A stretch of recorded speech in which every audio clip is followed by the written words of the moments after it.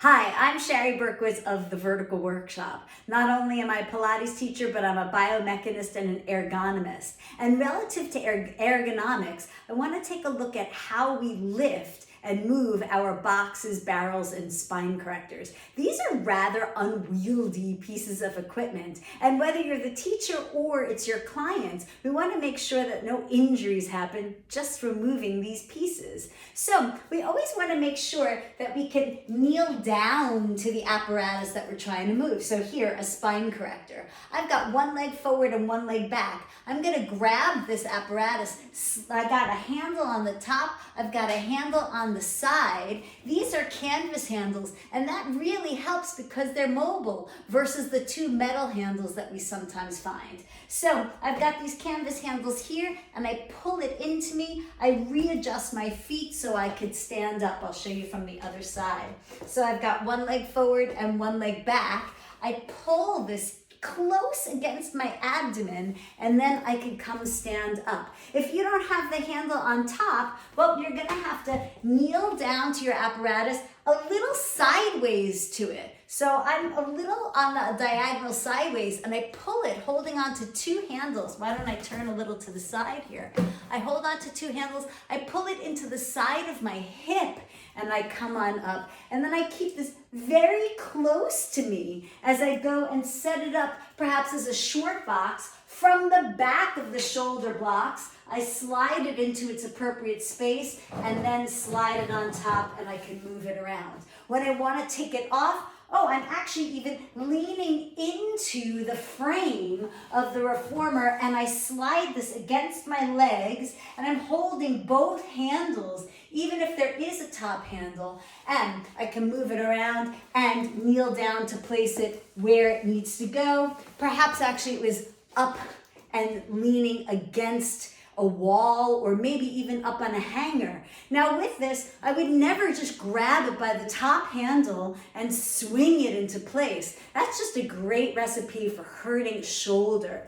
So I've either got handles on two opposing sides, or rather adjacent sides, or they're out to the side and pull it into your body. However it is, you've got to get it close to you, and then again, put it to the back of the apparatus first with two hands. No slinging and flinging things around. Pull it close into your body. It is right up against me. And then you can place it wherever it needs to go, keeping it close to your body. Rather than leaning away from your device, you've got to get it as close to you as possible. Now, what about when we're going for the spine corrector?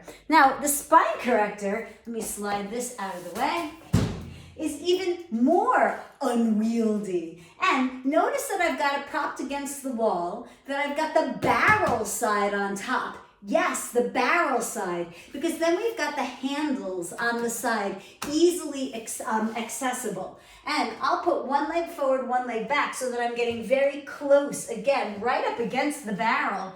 And I lift it and pull it into me again. Look, I'm holding it right up against my abdomen. And then from here, I could put it down to the floor. I'm sliding it against my thighs till the base touches the floor. And then I keep the base touching the floor, and I step to the side, holding on to this barrel. I walk it down, bending my knees, getting down low, staying very close to it. When I want to come back up, I'm going to put one hand on the step, one hand bending my knees into a low squat, one hand to the underside of the barrel, and I rock it upon itself. So I'm using its own, I'm pressuring it against the floor and using just a little pivot there, a little leverage. I lean it against my thigh, hold on to the handles, and pull it real close to me again.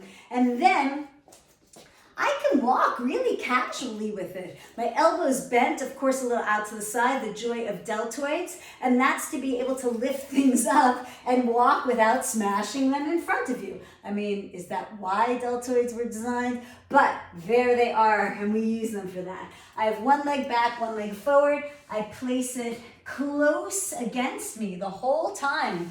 Did you see that? I'm sliding it down my thighs, and then I've got the base down, the barrel part on top, and then the whole thing isn't, again, unwieldy. Keep things close to you. Same thing with regular barrels, but that's a pretty heavy piece. A real heavy piece, you've got to get it close to you.